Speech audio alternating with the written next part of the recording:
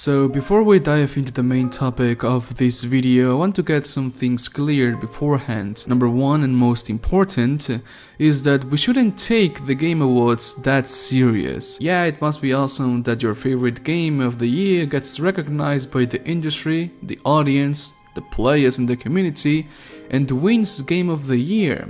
But when only 10% of the votes are made by the actual players and the other 90% of the votes are made by the jury, then all credibility behind the decision gets thrown out of the window because the jury are the game's journalists. Number two, the reason I'm making this video is because of the overwhelmingly amount of you, my brothers, that are asking me to do it. If you ask, I will deliver because I love you. Number three, I am not a blind supporter of Doom, and I do not hate any other game nominees.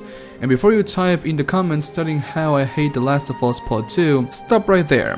I do not hate The Last of Us Part 2. The Last of Us is one of my favorite story pieces in the history of ever, and it is a shame that The Last of Us Part 2 wasn't able to even achieve 50% of that greatness, because talking seriously, The Last of Us Part 1 is pure epicness and it is truly a masterpiece. The way the story is told and written in The Last of Us Part 2 is a massive disrespect to both its audience, players, and most importantly, its characters, Joel and Ellie. So no, I do not hate The Last of Us Part 2, but objectively, it is not a good story-based game. Its narrative and direction was all over the place, and it didn't deserve those awards as well. And number four, huge thank you to everyone that has wished me a happy birthday. You know who you are, and I will carry you on my heart forever. Doom Eternal got nominated to 4 categories at the Game Awards: Best Audio and Design, Best Soundtrack, Best Action Game, and Game of the Year. Out of the 4 categories Doom Eternal got nominated on, I was expecting it to win 2 of them.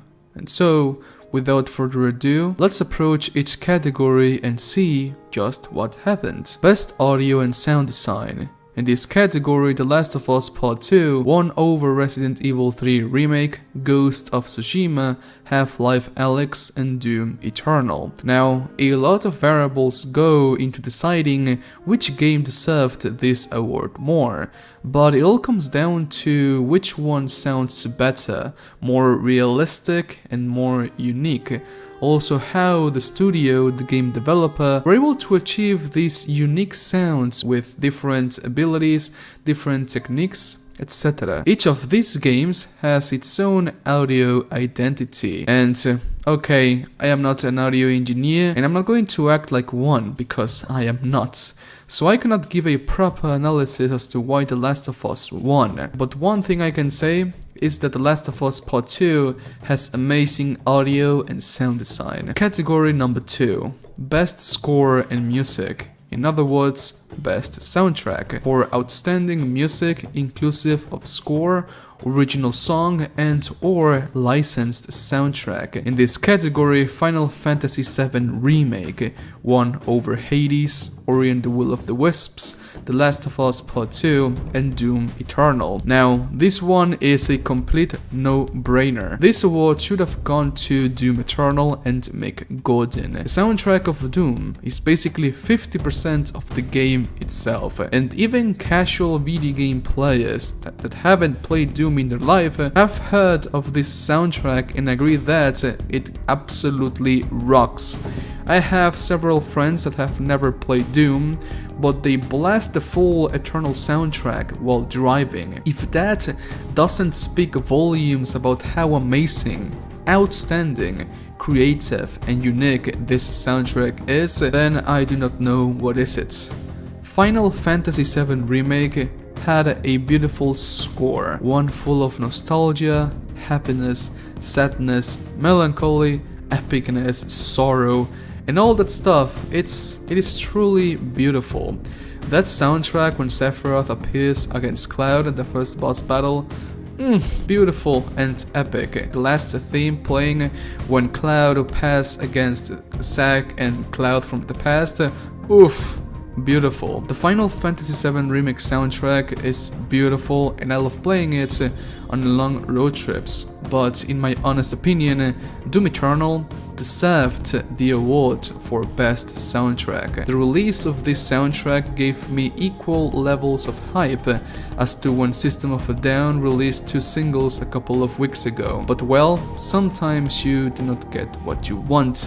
And also, the soundtrack for Final Fantasy VII Remake, it's just a remake or remaster, however you want to say it, of the original soundtrack, so yeah. Category number 3.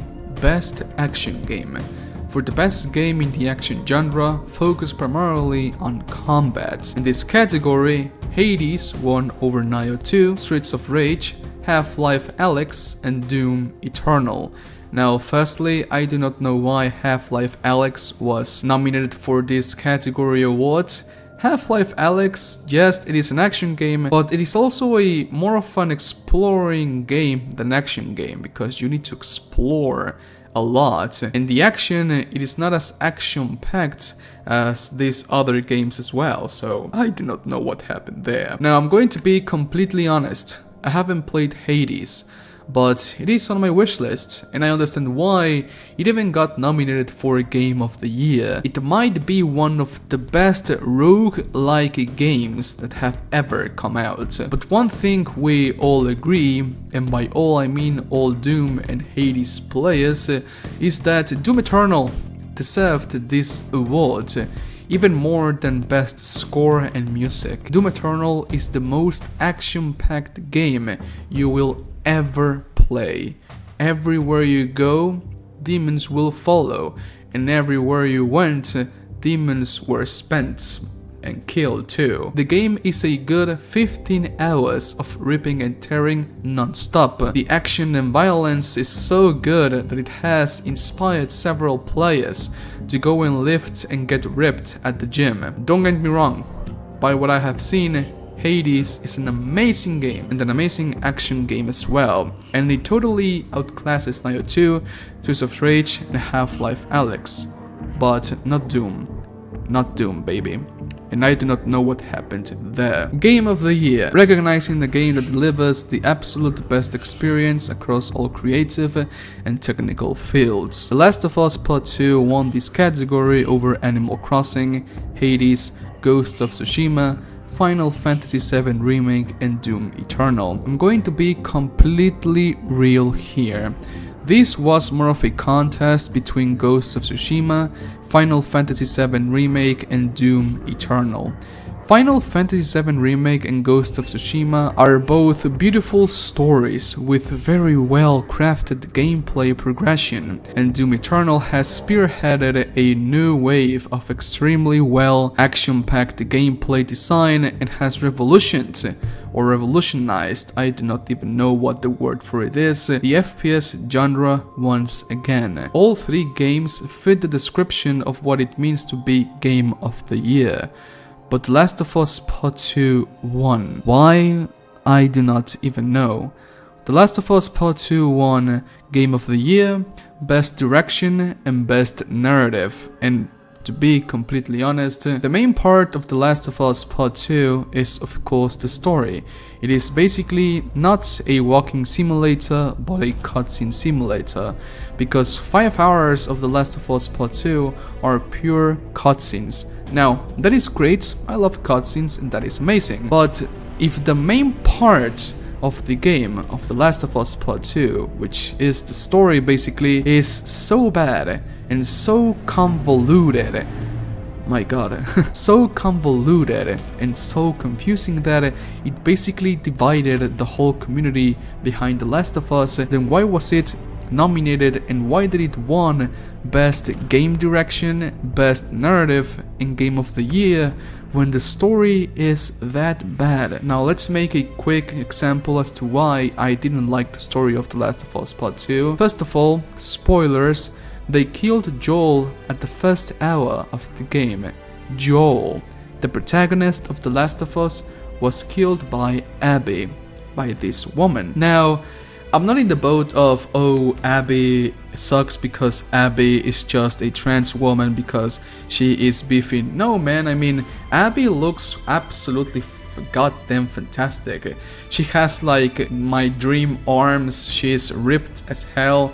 Her arms are like the Doomslayers. She's badass as hell. She can kill zombies with her arms. I mean, Abby is just so badass and I love her. But it doesn't make sense for the story to make us play as Abby when Abby killed Joel, the protagonist we all love. Now, Ellie was born and molded in darkness because she was born at the era or in the middle of this huge, not pandemic, of this huge apocalypse. Ellie was molded around killing and surviving. Ellie has a huge darkness inside of her heart, inside of her. Now, it doesn't make sense for Ellie to forgive Abby at the end of the game.